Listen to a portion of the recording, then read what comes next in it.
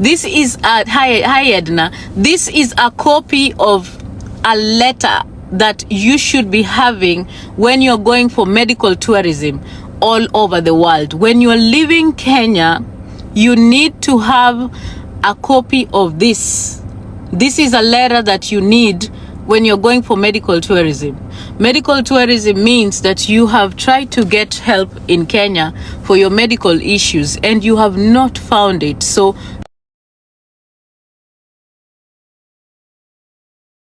at the end of the day, listen, I hope mnanisikia. Hebu mniambie hapa kwa comment section kama mnanisikia. Can you guys hear me? Mnanisikia vizuri? Okay, please tap. Thank you, Rokamano Eva. Now guys, there is time for everything on this app. Okay, there is time for everything. There is time for noise. There is time for us to be serious. Now there is time for us to come and speak the truths as they are required or as needed. Sawa.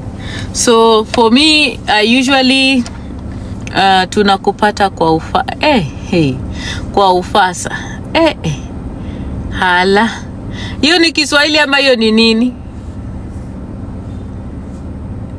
Aya, so thank you moderator for muting that person. Asante. It's ufasaha. Okay, sawa. Asante moderators. Sasa mtakuwa tayari na kufanya kazi yenye huwa tunafanyanga hapa kila wakati. Thank you very very much. Now, guys, there is some things that sasa wacha tuseme, because unajua as usual ufasaha in English means yamaanisha keenly. Okay. Hiyo ndio inamaanisha. Ni kuongeze mod comfort, nitakuweka mod. Okay guys, sikuwa nimejua hiyo ndio inamaanisha ya watu ya hii Kiswahili kumbe ni ngumu hivi jamani. Sasa wacheni, I'm not really interested in going back and forth and banter with people, but I am here to educate a few people, because education, knowledge is something that lazima to gain every day lazima, tupatiane knowledge. Unasikia? Now, I think that sometimes there are people who, when they lack that knowledge, it makes them uncomfortable when they see other people are more knowledgeable. Chekesha.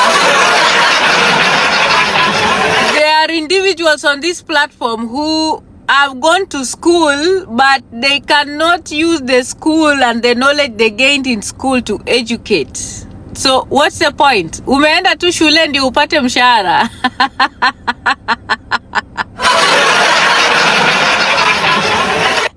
Umeenda shule, ukapitia shule, ukafika ukakuwa sijui nyefi unakuja hapa kutuambia eti watu waende shule. Bullshit, nonsense wewe, kwenda kabisa.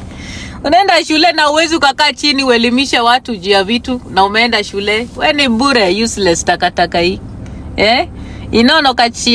Anyway, I do want to address you because first of all, I believe that you have a very low IQ. Uko na IQ ndogo, iko chini kabisa. Ndio maana that's why you are wewe ni tribal bigot. Nandia, that is what I'm going to call you. Because one of the things that I do, I usually mention people's names. And by the way, I'm sorry, Meru Pretty, I am not going to spend time addressing you. I'm just going to tell you something in about 39 seconds. First of all, you shouldn't be threatened by my intellect, because you can never have it. I am more intelligent than you. I sit in a class with you today. I will beat you hands down. I don't care what you have or what you've achieved. It's none of my business. That is your business and your family's business. I do not care about anything you've achieved. That's your shit. Hiyo ni maisha yako. It has nothing to do with me. And if you are so accomplished, why would you be bothered by me? Why are you bothered by what I am and who I am and what I do? Why? People who are accomplished don't have problems like that, my dear. Can you start acting accomplished because you are a tribal, uncultured, uncouth bigot? That is what you are. And there's so much exposure that you need. I think you grew up in the village and you were so inclined to a lot of, things that are of low life things. So coming to America gave you an opportunity to actually see the light. It gave you an opportunity to actually even understand and speak English.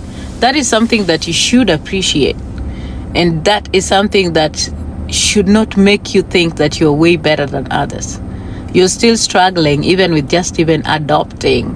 You claim to teach people about America and what people should do in America. Girl, you need to sit down and teach yourself how to actually even speak English in America. That's the first thing you need to know.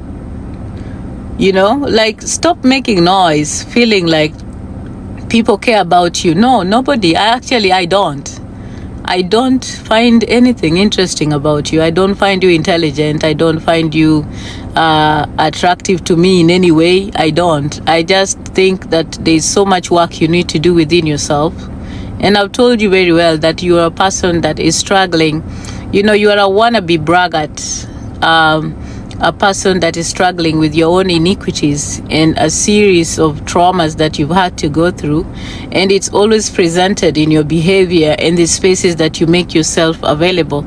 You are a woman that has iniquities that stem from patriarchy, and it has mostly to do with your upbringing. And I do hope that you find time to find yourself and at least even identify who you are as a woman, your strengths, and what empowerment means. Empowerment is not just your understanding of what independence is. Empowerment is actually knowing where to present yourself as a woman in spaces where women are respected. Empowerment means that you do not fund flying monkeys on TikTok. Empowerment means that you understand that you are a complete woman and you do not need and seek validation from cheap twats on TikTok. That is what empowerment means. Empowerment entails objectivity. Empowerment entails acknowledging and giving honor and respect to people who actually are more cultured, more intelligent, and more exposed than you are. That is what empowerment means. Empowerment also means freedom and understanding that we are in the land of the free. And the land of the free also dictates that you cannot at any way or shape or form sit on any platform and try to educate me or any other person about what and what not to do in America, because there's so much work you need to do within yourself. America is the land of the free for a reason. It's the land of the free for one big reason, is that it gives opportunities for people like you to actually sit down, adopt, assimilate, and understand the opportunities that are offered in this country. One of them is actually so much valued and rooted in understanding your power as a woman. Those are things that you're struggling with. So I think that one of the things that you need to sit down and think about is your role in this platform and how that you've been moving in this platform before you try or think about addressing anybody, let alone me. And I'm gonna tell you, you are in no place anywhere, and you'll never fit that bill to address me, because you are a person that is still struggling with your identity as a woman. You are struggling with who you are, and that is why you make yourself available and sit with men who've actually hurt women and actually put women in hospital beds because of violence against women. That is why you sit with tribal bigots like you. That is why you keep on throwing the tribal card and talking about Gema, because you struggle. You struggle with your iniquities. I hope that you can find people who are more cultured and you try and associate with them so that you can actually gain a little bit of exposure. It's a bit embarrassing that you still show your unculturedness, your uncouth ways, your backward ways. You are in exposure, and perhaps you know, you try to be like, I would call you a wannabe braggart, you know. There's so much that you need to work on. And I wish you well in that journey. But I'm going to repeat this to you. I will never apologize for being intelligent. Neither will I apologize for being at a place where I understand my rights and who I am. If you're struggling with that, if that makes you uncomfortable, my friend, there's really nothing I can do about it. I hope that you can find a soft pillow to hug when you're going through these iniquities, because they have nothing to do with me. Take care of your traumas. And it's shameful that as a person who actually talks about herself as a champion of mental health, and that you are a person who actually prescribes medicines to people who are struggling with their mental health, you choose to sit on a platform like this to try and derogate and talk about me and my mental illness in a derogatory manner. I think that there's so much work that you need to do within yourself. I don't have time for you, my dear. I hope that you can take care of yourself and continue wallowing in the pigsties that you belong, because a pig will always belong in the pigsty, and they will always wallow with the pigs who actually reason, behave, and screech like them. So continue screeching in the streets of TikTok. I don't belong in the Screechers Club. That is what you do best, screeching with nothing between your ears. And let nobody lie to you that you can teach me about living and staying in America. My friend, I've been here less years than you, and I probably have achieved way more than you have. Please, the tables I sit in, you can't, okay? Continue funding flying monkeys on TikTok. You are not anywhere near me. Sawa. Okay guys, so sasa turudi sasa kwa hii mada yenye nilikuwa naenda kwa, nimebaki na watu wawili nafaa kwa. I'm going to be talking about two other people that I need to talk about. But before I do that, sawa, I need to tell you something here, that on TikTok we can talk about a lot of things and we don't come to closure, and it's a waste of time. It's just us going round and round and round and round in circle. Yani, it's no need for us to talk about these things. Now, I'm gonna talk about what has happened today on this platform, and this whole issue about Winnie, and this whole issue about India, blah blah blah, trafficking organ, no. Oh my God, I saw. It is so it's exhausting, you know. It's exhausting, and it's just a waste of time. Now, first of all, I just wanted to put a little thing out here for you guys. This is actually a copy of a referral letter that you get when you're going for medical tourism in India. Now, dear TikTok, please protect my life, because I'm going to be talking about medical diagnosis, I'm going to be talking about medical tourism, I'm going to be mentioning minors, and I'm going to be talking about women and our bodies. Please protect this life. Now, guys, thank you, Diana. This is hi Edna. This is a copy of a letter that you should be having when you're going for medical tourism all over the world. When you're leaving Kenya, you need to have a copy of this. This is a letter that you need when you're going for medical tourism. Medical tourism means that you have tried to get help in Kenya for your medical issues and you have not found it. So you choose to actually go to a different country.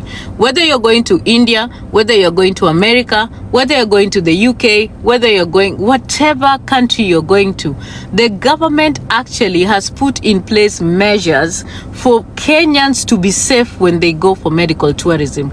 That is why there is the Kenya Medical Practitioners and Dentists Board. They decided that they're gonna come up with a referral program that is gonna ensure that Kenyans who seek medical treatment abroad don't just stay safe, but also get the treatment that they need, but also in the process they make sure that they come back okay, and so that if anything happens when they go for treatment abroad, they are safe, and that country is actually liable for any other things that may arise. That is why the Kenya Medical Dentists and Practitioners Board actually have this letter. Now, the first part of this letter, this is what Winnie should have presented to Mr. and Mrs. Diba. This is a copy of it. Now, this letter has about 9 pages because I believe so much in educating. When you have knowledge, you need to educate people. You need to educate people. So Mr. and Mrs. Diba, they needed to get a letter like this from Winnie. So this letter has the biodata of the patient. That it also includes the passport number, the date of birth, the age, the gender, the address, and everything. Now, it also includes a clear picture if this person was self-funded, or they have insurance, or if the government is sponsoring them, or if a member of parliament is, yani everything, private insurance and everything. I hope some of you can read the things. This is the first page of that letter. I'm gonna put every page. And on this letter, it is so detailed that you even have an option where there is a next of kin, so that anything happens to you, the government where you're going, whether it is India or the USA, that next of kin is actually contacted. So this is the first page. And let me tell you guys, the Kenya Medical Practitioners and Dentists Board, actually, this referral program and this thing was actually tabled in parliament for this referral to actually be streamlined. The reason why Kenya made this and it became a law, my friend, it's law. And it's the Kenya, the Medical Practitioners and Dentists Act. It is law, and you need to read it in Kenya. And this law was passed because of trafficking, organ trafficking, and human trafficking, and child trafficking, and sex trafficking. Dear TikTok, please protect my life. I said I'm gonna be talking about trafficking. So the reason why it was passed into law is because there were so many cases that were happening of doctors in Kenya liaising with doctors abroad so they could take money from Kenyans, vulnerable Kenyans. Utapata daktari wako Kenya, ako hapo anakuambia, ati, oh, uko na problem kubwa sana, you have kidney issues, you need a transplant, your liver is failing, you have a heart problem. Yani, the doctors would just come up with their diagnosis, and then they would make a referral to a hospital in India where they actually have a buddy there. Wamesikizana na huyo rafiki yao huko India.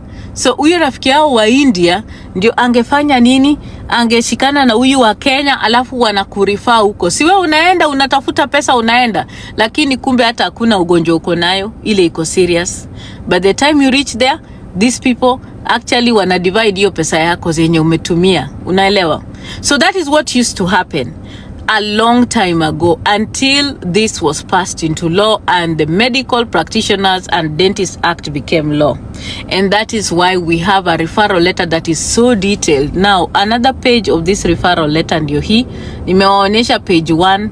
Page 2 is this one. Let me show it to you. Now you see the second page. The second page is actually very clear. It talks about anybody who is traveling, whether you're going to donate anything, if you're going to get a donor, or you're going to donate. Details of the donor ziko hapo. If you are the donor, wewe pia details zako zitakuwa hapo. The referring hospital pali unaenda. Sijawahi kuona referral letter yenye iko na referral ya kuenda India. No, it doesn't work like that. The referrals actually are made from hospital to hospital. If you've been referred from Kenyatta National Hospital to a hospital in India, the referral letter should contain the name of the hospital in India. And that should also be included. Oh, thank you, Fab. This should be included in the Kenya Medical, Dentists and Practitioners Board referral form, this form that I've put here. And this is why I detected Winnie from the beginning, because she did not have this letter. And that is why I called her out on it. And I said that there's no way she has gone to India with a medical tourist visa, because she did not have this. This would be the first qualification for her to actually have a medical tourist visa. So she didn't have a medical tourist visa. Unaona? There is no way you're going to go to India without this letter. It's a requirement. Hakuna backdoor ni hii tu.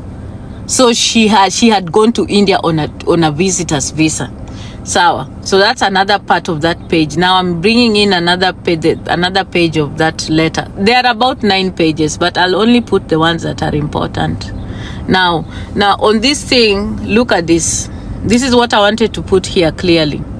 Now, this letter actually has about, it has about 9 parts. Now, there is a part where the practitioner, that means that daktari mwenye amekutibu Kenya, ana feel hii part. Unasikia?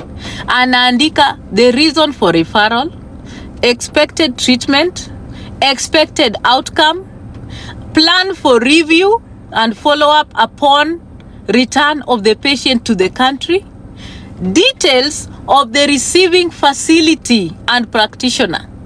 Receiving facility, name of the facility, the address of the facility, the country of the facility.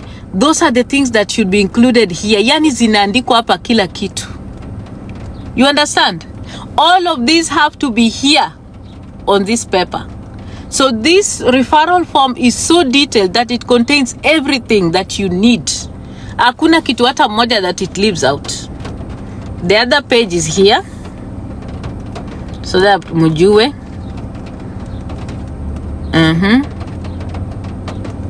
Haya.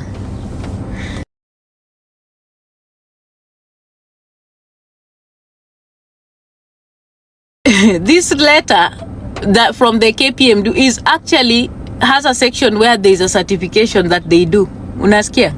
And that referring practitioner anaweka mpaka namba yake ya license yake Kenya. Unasikia? There is a section where anaweka mpaka namba yake ya license. Like if he's a licensed practitioner in Kenya, that number of his license is put on this thing. My friends, that is how it works. Mumeona hapa license number. It is there. Because anybody can wake up and say that they are a doctor. If you wake up and say that you are a doctor, how is the other embassy or how is the other country going to certify that this letter was from a real doctor in Kenya? It is that license number of that doctor that they are going to use to actually check if your referral was from a medical doctor. All of these things Winnie did not have, my dear. That's why when I asked her to send me documents, I was very specific about the documents that I wanted to see. And she did not have this one. So this is a copy of a referral letter that anybody who is fundraising to go anywhere in the world from Kenya, if they come on TikTok or any platform, you need to look at this letter. And by the way, this letter even has the logo ya Kenya, the first page iko nayo. This is how it is. It's a 9-page document. And on this same document, there is even a section, let me see if I can get it, for if you are having a person mwenye anaku ngoja kwanza chani jaribu kuona kama naweza kuipata. Haya. Okay, look at that, guys. Are you seeing? There is even an official stamp of the Ministry of Health. And then there is a section for the yani to be filled by the Director of Medical Services. Munanisikia hapa vizuri? The Director of Medical Services on that particular county needs to sign and stamp this letter.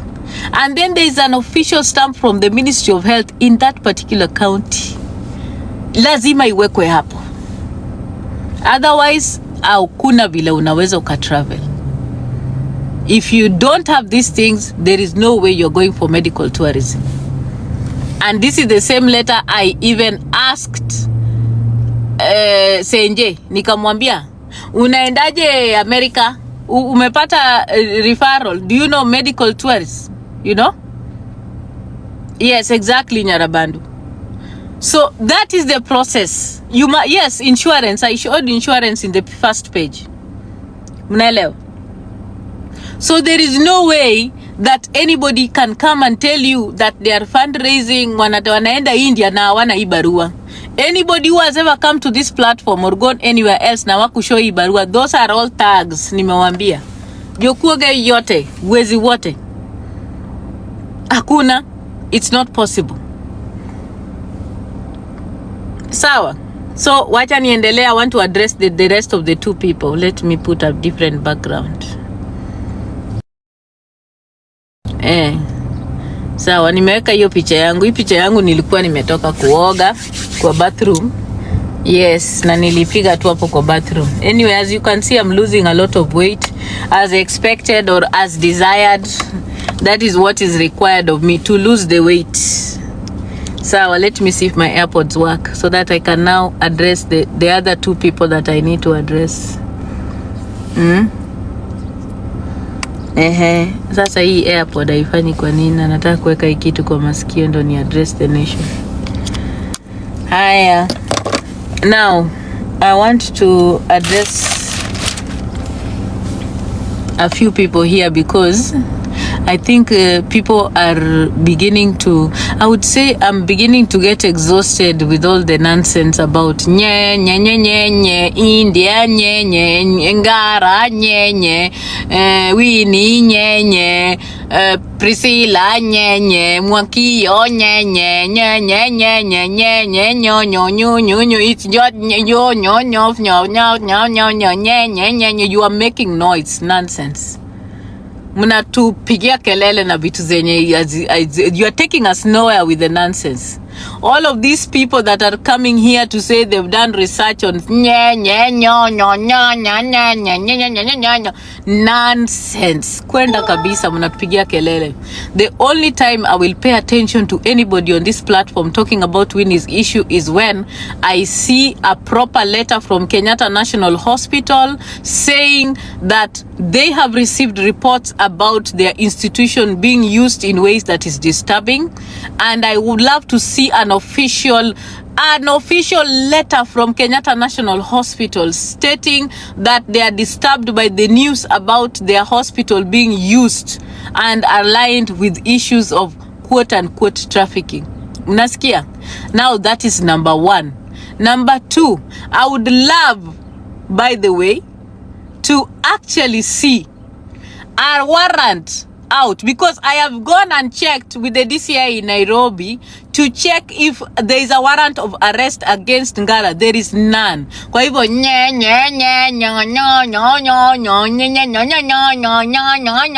stop it.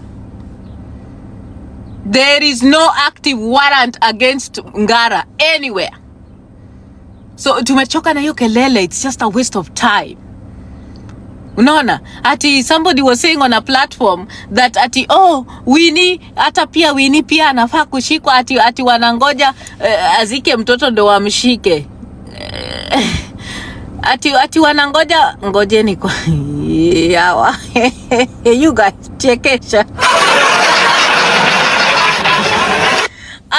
Ati polisi watangoja criminal azike mtoto kwanza ndiye ashikwe. Man, you guys, this platform, I think hii platform tuko na watu wenye they're crazy. So the police can wait for a criminal to bury someone for them to be ndio arrest. Chekesha.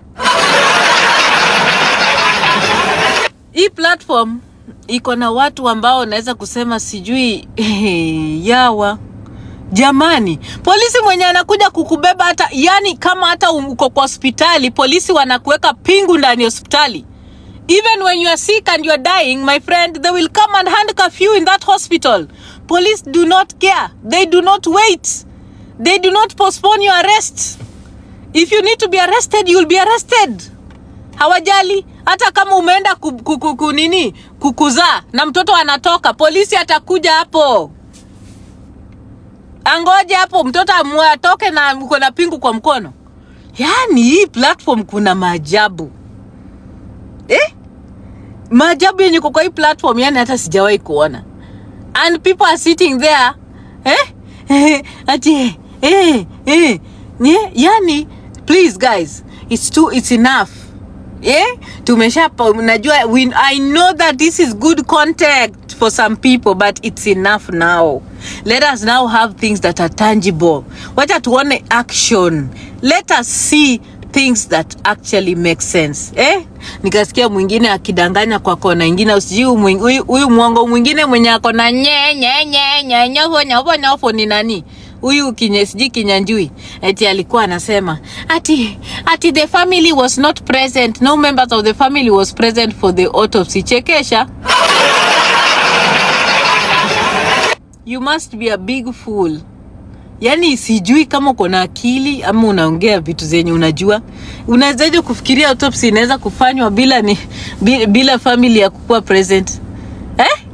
Winnie is the one that personally signed for that postmortem kufanya jamani. Ati umekaa pale family yako kwa there was no family kwendeni huko. You are too much. You are just trying to make content from things you think, but you have no facts. You need to stop. Mumeshatumia hiyo kitu kama content ya kutosha. Sasa let us get the facts of the matter. We wait and see. But currently there is no warrant against Ngara. Hakuna hata moja. There is nothing that the Kenyatta National Hospital has offered to say about this issue. And I know they will not say nothing. They will do nothing. Na hakuna vile wao watu wenye wameshikwa ati hawajulikani. Chekesha. How can we not know criminals that are suspected of trafficking ati wanawekwa secret? Chekesha, and they are in police custody ati we can't know them. You guys manze. Yani hii platform iko na vitu zingine sijawahi kuona. So ile kitu naweza kuambia hapa, imeturamba and it is fine. Let us now learn from what happened and so that we can do better. Mchango mpya ikikuja hapa, we can do better. That is what I will say, because this platform, mchango bado zitazidi kukuja, watu bado watazidi kumake up stuff, people will still come up with the diseases na kila kitu. People are still gonna try, they will not stop trying. But at the end of the day, oh my God, this issue is now been turned into a platform fighting with another platform. Like, it's not making sense. There's no need for that. It's enough. You guys need to stop now. Achaneni nayo kabisa, unless you're gonna bring us anything tangible, showing us warrants of arrest, showing us court dates. Please just shut it. There is no need. Hakuna haja. Unajua? And there is, yes, Nyarabandu, civic education is needed. If anybody ever comes to you that they are going abroad and they do not have a referral letter from the Kenya Medical Dentists and Practitioners Board, please don't even pay attention to them.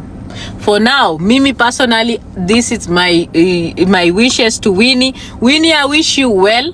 I hope that you can find a great support system so that you can take care of yourself. The most important thing is your sanity and your mental health. Okay? I understand whatever you did and it was wrong. And at the end of the day, the truth is something happened to that child. That is why that child is no more. Hiyo tu ndio ukweli. But we may not know at all. First of all, hata huyo pathologist, niliwaambia hata rudi, because what he did during that day, it was so unprofessional and unethical. There was really no way he was going to come back. Because mimi angerudi, ningemuuliza maswali 2-3 peke yake. Because I believe there are so many reasons why hypoxia could be a conclusion. Unaona? There are so many reasons. Hata tu kuexpose mtoto kwa jiko na kufunga mlango, hiyo tu imetosha. Unanielewa? Si lazima ati uweke pilo juu ya mtoto. Hapana, unaweza tu kufungia mtoto na jiko ikiwaka pale, carbon monoxide. And that's it. Hiyo pia hypoxia inafanyika. There are so many ways, and there are many ways where hypoxia can happen. It can be chemical, hiyo ndio hiyo carbon monoxide and everything. It could actually be physical, unajua, because sababu ya asphyxiation, then inakuwa hypoxia. After asphyxiation, you deny the trachea an opportunity to actually get air through. And then there's environmental, the place penye mtoto anaishi, the environment inaweza kakua toxic. There's chemicals around yenye mtoto inhale. And those are the things I really needed to ask this person. But I guess, hey, he could have explained. Yeah, he couldn't. I wanted to ask him, but unajua, I was given an opportunity to ask him questions only once, my dear, and then that was it. But it's still okay. So right now, we await the toxicology, whatever results, but I don't think there's anything that we are going to gain from there. And it is okay. Hapa ni accept na move on. That is what I will tell you. If Kenyatta National Hospital chooses to pursue this, good. Let them pursue it, but let us see results. For now, let us accept ya kwamba imeturamba, and we move on and we do what we need to do as TikTokers to songe mbele, and we continue educating, because education is key. Let's not make this platform a place where people come in and they're so exhausted because we keep on talking about the same thing, all shit all together. I mean, it's too much. Sawa. So to accept. But one of the things that Winnie has managed to do perfectly, and I must give that to her, Winnie has put Mr. and Mrs. Diba in a very bad place. She has destroyed that person, that platform single-handedly. She has destroyed their credibility. She has punched on their accountability stories. I feel sorry for them. Who knew that that Winnie, just a small TikToker, can actually finish Mr. and Mrs. Diba? That is the thing that she has done that is just incredible to watch. So amewagonga hapo 10-0, which is sad. Nani anasema niongelele Kawira? Who is Kawira? Kawira ni nani, guys? Yeah? Sijui Kawira ni nani. So Mr. and Mrs. Diba, poleni sana. I wish you well. Lakini mkiniona hapo kwa platform, msiusikie vibaya. Mnaniwacha tu ninapita, nina comment tu and I go. That's it. There's no need for hiyo chuki. Yani kuna chuki ingine iko hapa kwa TikTok yenye sielewi. Yani mtu ako na chuki mpaka hata hawezi akakaa kwa platform yake. Yeye ndiye anafuata watu kila mahali akitafuta vitu watu wanasema, ana record, anaweka. Yani chuki. Yani, if you really don't care about someone, if someone is lower than you, you don't go recording them, bwana. Uko na file kubwa ya records eti niko nayo nitachezesha. Hiyo ni obsession. Hiyo ni obsession ya watu. Wache kukua nini? Wamenyamazishwa the Dibas. Woi jamani, tutafanya mazishi ya team accountability lini jamani? Mr. and Mrs. 333. Woi, that marriage was good. Now wakakuwa tena Winnie amewabadilisha jina wakakuwa Diba. Mr. and Mrs. Diba. Jamani. Sawa. I was just checking in with you guys. Sawa. Sina neno. Coming here to check in with you. Kuambia tu 1 or 2 things, unajua, because this is TikTok, we just have to talk. TikTok is a place for interaction. So, the next time anyone is uncomfortable with my intellect, they should find books to read. They should enroll themselves in a school. They should check their history and their lineage, trace where they come from, and check if the IQs were high. And perhaps something can be done about their background and their ancestry to change things for them. It's not my fault that I'm intelligent. It's not my fault that I actually read. And I read books like a maniac. I do. I can read up to 300 books a year. That is who I am. So if you are not able to achieve what I can, please do not feel bad. It's not my fault. So check yourself and pay attention to yourself. Get into a library, sign up or something. Unajua, buy books usome so that you can enlighten yourself, so that you can expose yourself, or put yourself on the map, so that you can actually take part in global conversations. It is not my fault that you have intellectual iniquities. So thank you very, very much, guys. I hope that you guys have a wonderful afternoon. I am free over the weekend, so I can actually stay on TikTok. By the way, Big Daddy, I forgot. Big Daddy is the third person I need to address. Big Daddy, I think that you are getting too excited about mentioning my name. I hope that you can stop doing that, because I don't want to open a live to address you. You have a lot of problems already. I don't want you to find yourself some little time to talk about Diana. Okay? Talk about your philandering ways, please, and take me out of your magol nyinga dogi winjo. Ati unasema eti tuko na matako kubwa. Nani amekukataza kuwa na matako kubwa? Sufurishe matako ikuwe kubwa hata na wewe. Nani amekukataza usikuwe na matako kubwa, Big Daddy? Hizo matako wewe unaekanga kwa platform yako, si uombe hata moja ujiwekee, wewe pia ubebe matako kubwa. Unataka kuwa mwanamke kama mimi? Ati unaongelelea matako kubwa zangu, ati tuko na nyanya wazee na tuko matako. Hey, chekesha. Unasema watu ni nyanya wazee na unaendanga kwa inbox zao ukiwatongoza. Kwenda huko. Unasema watu ni wanyanya wazee na wewe unatongoza kila kitu. Wewe hata mti ndio inaweza ikavaa nguo saisi utatongoza. Unajifanya hapa ati wewe unaangalia wanawake tu wako na matako kubwa. There is nothing. Hata iwe ni mti, hata kifagio, hata baiskeli ndio itavaa skirt na suruali kando ya nyumba yako utatongoza. Hala? Wewe kweli uko hata na choice ya wanawake eti unawatongoza eti tunaweza sema uko na some kind of class eti unatongoza. Wewe usijaribu. Nitakuaddress tu kidogo, sitakuaddress sana, because I don't want to go there. Umesikia? Chunga, usiwahi kujaribu kuniambia eti matako zangu ni kubwa, wewe unazipump na chakula. Ninakulanga kwako. Shit. Hala? Ati imbi ngejo mapier gidongo. Omera, be very careful with me. Be very careful, Big Daddy. Don't go there. Sawa? Don't. Usifanye nianze. Pole pole. Unasema ati sisi ni wamama wazee. Wao wanawake wenye uko nao wanakaaje? Ndio unasema sisi ni wamama wazee. Hebu tuoneshe wanawake wako wenye si wazee. Ati wamama wazee. Wamama wazee na unazidi kutongoza wamama wazee, ni wamama wazee wanakulisha bwana. Alai. Ishi. Heshima wa mama wazee. Wamama wazee ndio wamekuput on the map, my friend. Chunga sana. Be very careful. Be careful, Big Daddy. Unasikia?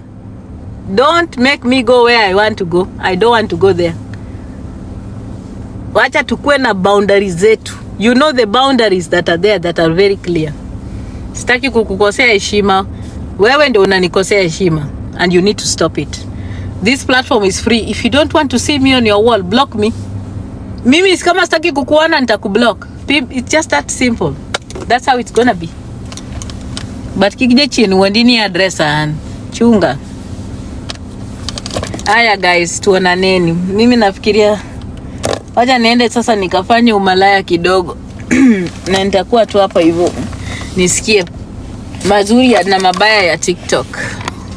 Thank you Team Tapas, thank you Team Gifters, and thank you so much for everybody that was here.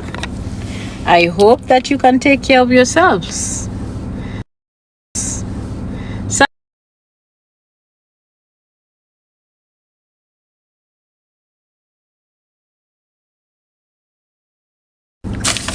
Is it my bed?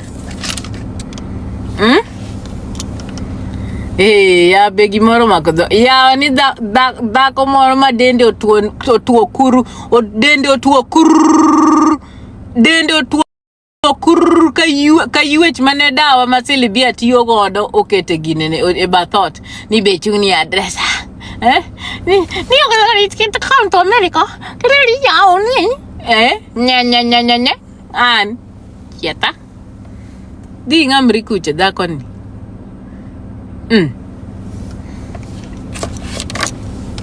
Hey. Karman oman gik matimo gi be wealing kika wadni dako maserere gi gini gi beach boy ni bebe adresa beach boy matiende ochot tiende achiel bor maloyo tiende machiel ni oro ne beach boy pitch ni nyithinde. Hey, ni mano benga makora adresa Anyway, wacha niende live. Sitaki kuongea mingi. Unajua these days I am learning to be more mature. Yawa nyathiwa gisienda mopare kopao. Siendo rumo iwe ni ng'ato nochadho go pa.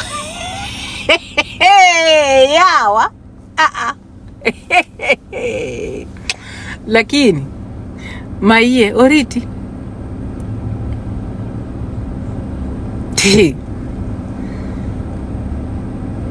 Iwe ni gine tipa nochodho sienda ne kodhi gine kwanyo gine.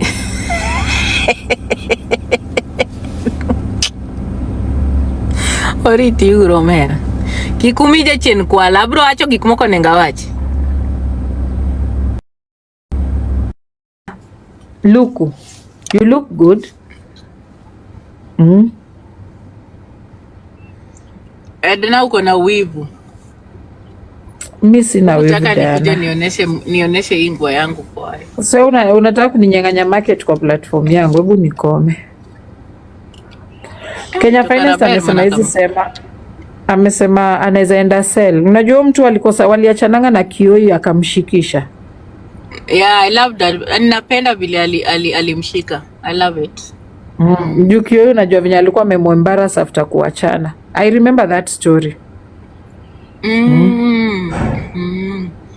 Yeah, so unaona hiyo story ya kukuja Magda amesema umevaa logo yangu pink. Yeah, I wanted to wear pink, like to look like hapo sasa. This is for you. Na si niko mrembo hivi na ndio bado sijapata hata bwana wako. Sasa Diana, tunaongea kitu serious, naona tuletee urembo, nitakudrop. Okay, sawa, pole. Inaitwa dashiki. Hiyo inaitwa dashiki, hiyo wea Diana amevaa. So but kitu ingine Ali alifanya tu mistake here, anasema kupata mtoto kwa system, but the kid alikuwa kwa system. Shida ni sasa hapa baadaye venye walikuwa wanaendelea kuchunguza documents za mzee hazikuwa sawa.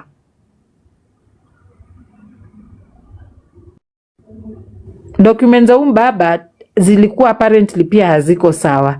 So I don't know, mimi yaki hizi maneno za hao watu zinaniumisha hadi kichwa. Zinaniumisha kichwa vibaya. Niko kwa round 3 lakini lazima niulize hivi. Haziko sawa na mtoto ako admitted already Kenyatta. So Kenyatta definitely mtoto ako admitted lakini ana ile ugonjwa yenye Ngara aliandika. Mtoto ako admitted for a different disease. Wewe si yenye Ngara aliandika huko kwa Facebook. Thank you for that's the difference. That's the difference with the documents. Yep. Oh, the only difference with the Kenyatta document is that this guy ameandika different ni diagnosis na yenye kwa Kenyatta, right? Mtoto ako kwa pneumonia ward. Sawa. Na Ngara huko aliandika mtoto ako na ugonjwa ya roho, sijui ni moyo, sijui ni angoa. So tukirudi tena hata kama tuko na question mark nao wengine, so now the main person, the elephant in the house is this girl or someone, because he's lying. We really have big problems here. Anyway, ni Mungu tu. Nimeambiwa niweke logo ya pink too much. Endelea kuongea Miss United. Nikiweka nitapose.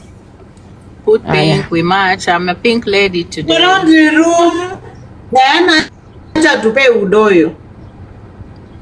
Unajua nini Edna? Unajua nini? Unaona huyu Ngara? Ngara is just a broker, guys. He's just a broker that is making money by, kupeleka wagonjwa India. Thank you. Oh, thank you Ricky James. Thank you so much. Ricky. I appreciate that. Thank you. Lakini Diana, wacha niulize tu swali moja. What is the end game of all these investigations? What is the end game? I think that it's a waste of time because at the end of the day, we have the people who are actually the stakeholders. We have Kenyatta National Hospital, it's not doing anything. Then we have the DCI that is also doing nothing. Then we have the Kenya Medical Dentists and Practitioners Board that is not questioning why there are children that are actually being taken to India without proper referral letters. So we really need to allow the people who are the real stakeholders to take charge of this issue. And it's not happening. What can we do? sit back and watch. Amazing ilinipita. Mtoto alionyeshwa, I didn't see. Ni kama niliingia kama ameshaonyeshwa. I didn't see. Nani alionyesha mtoto? Huyo baba ya Franklin na mama na mtoto. Mimi niliingia kama nimechelewa, ni kama walionyesha basi. So unajua kitu yenye ilinishangaza tena na Dr. Lia ati akisema ati mtoto mwenye ako na heart disease alikuwa amepelekwa in the wrong ward, ati amewekwa kwa ward ya pneumonia. That's not possible. That's not possible. There is no way a child that has a congenital heart disease would be admitted in an infectious ward ya pneumonia na heart na chest issues. There is no, even if there was an overflow when a child has congenital heart disease, there is no way they would be put in the same ward. Separate. Wako na pneumonia na chest issues. No way. Because anything to do with the respiratory illnesses zinaweza kupatia mtoto mwenye ako na congenital heart disease infection, and you don't want that. So it's not possible. Mimi hata nimechoka akili kai. Yeah. Hizo vitu kama hakuna action hakuna So mimi nimeuliza tu what is the end game, meaning ni content. Ya TikTok ni content because I don't see kama kuna end game. No, ya TikTok ni tu content. A lot of people are doing this thing for content. It's true. So hivyo tu ndio vile iko. Now what do we do? Nothing. Winnie has obviously. Now there's this character amejiongeza kwa question. Udem anaitwa Shakespeare. I was kinda I got an interest in her because everywhere Ngara is mentioned, you will always find her there defending that man. She came to my live. I saw her on my live today gifting me just now, and I found that very suspect. I know that Ngara knows Mbaire, sauti yako iko sawa my dear, iko clear. I'm saying I heard her say at Kunis that she knows Ngara, that they used to work together as when she was doing community service, I don't know what, before she left. Yeah, before she left Kenya. Community service. Yeah, she was a social worker or what. When he was busy being the ambassador for condoms, she was doing other things. That is how Ngara got his name, ambassadorial name, that one for condoms. But do you guys wanajuana na Shirosheri Diana? Huyo Shakespeare niliona wamepiga kwa profile yake, nilienda usororaji, nilipata hapo wamepiga picha na Shiro. Let me look kama ameshatoa. It was kind of suspicious. Nilienda kumtafuta.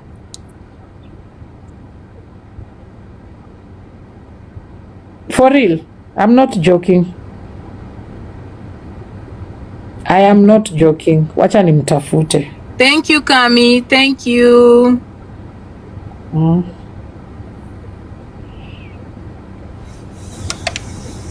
I think maybe you wako Dubai and the Kenyan community in Dubai wanajuana ama?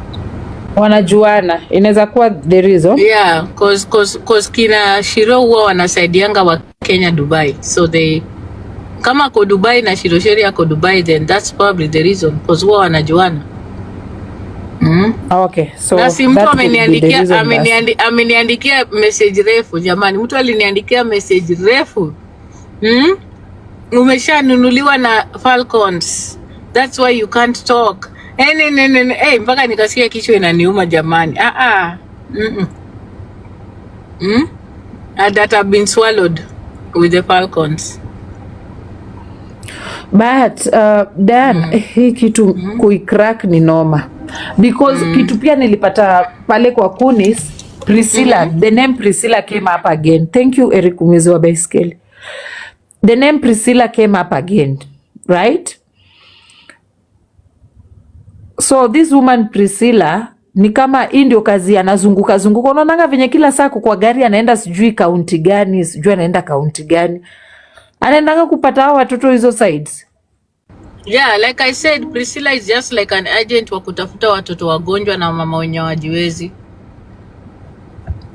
That is why these agents wanawatumia. Utapata Priscilla akitumia na agents wengi, si huyu Ngara peke yake. And also remember, ebu muende mka remember hiyo Revo hata haina website. Haina website by the way. It doesn't have a haikuji hata page, inakuja jina huyu Ngara. Exactly. So that's a problem. Mungu atuokoe juu sasa, juu hapa sioni mtu wote akishikwa.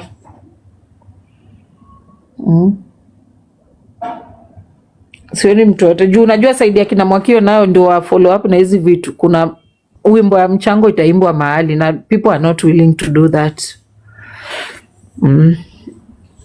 Kunis pia alishasema yeye aendelee na anything to do with that. She's done with that. Maybe update atatupea ni yenye alikuwa tupe jioni, then anawe mkono yake kwa hiyo story, because unajua now it's exhausting. Alafu naona sasa like Mwakio has made it a business to counter whatever Kunis analeta. Mwakio is now attacking Kunilicious based on the information she's bringing, which is so disturbing. Mwakio needs to stop, unajua, because at the end of the day people put content that they want on their platforms, and if you're going to be challenging someone, let it be from a place of facts. Unajua yeye sasa anapinga tu mtu kwa sababu anachukia mtu. Sasa inaweza differ na wewe. Hata mimi I was differing with Dr. Alia because I found some things she was saying very unprofessional. But sasa unajua nini? Unataka kupinga mtu. Nilimsikia akisema kitu ati huyu mwanamke ni mkweli, mwanaume ni mkweli kabisa. Kwanza kama unataka kujua mwanaume mwenye anafanya kitu mpaka mwisho ni huyu Don. I was like, na umejua na juzi. How long has this woman known this man? How long has How long has Mwakio known Don that she really? Because sasa unajua ni battle, mimi nimeona imekuwa battle. Don alimention a Dr. Naomi, Alia huko anasema hakuna Dr. Naomi KNH. So who is mimi hata nimechoka. Unajua hata ile time ati Don anakuja kutuambia eti amepigia ule daktari sijui Gashara. Do you know that he didn't even do anything? Unajua hivyo? Mimi am tired. Acha tuone end game itakuwa nini. No, end game ni Winnie has gotten away with obtaining money. Winnie hata hayuko kwa equation. Winnie si tumemaliza. Winnie si ashatuosha na ameenda zake. Yeye yake imeisha. Hii Ngara hii part 2 season 2. Yeah, Winnie has done us in. Ametuteach. We? Na alisema atakuja live na ogopi mtu.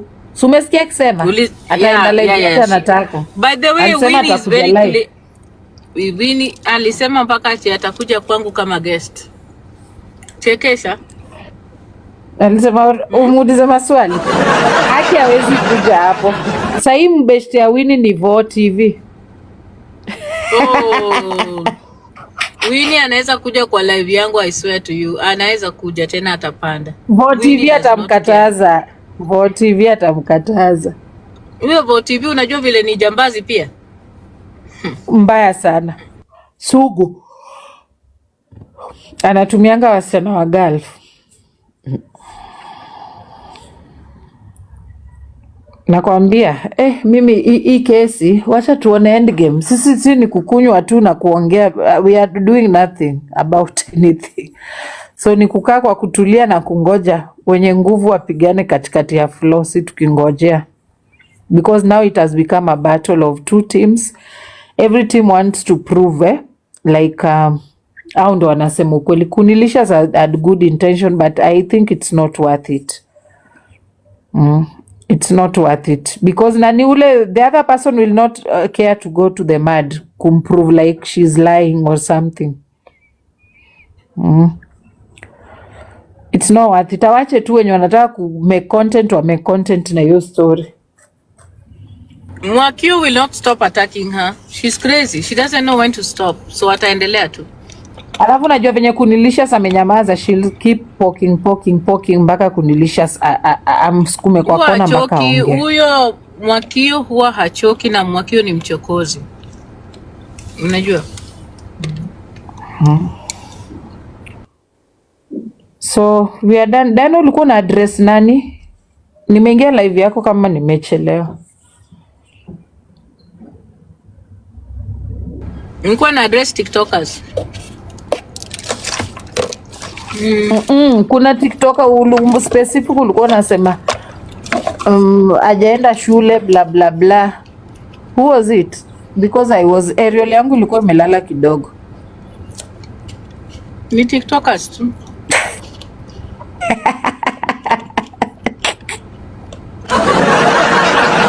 Yaani nililala usiku kukawaka. Nililala usiku kukawaka.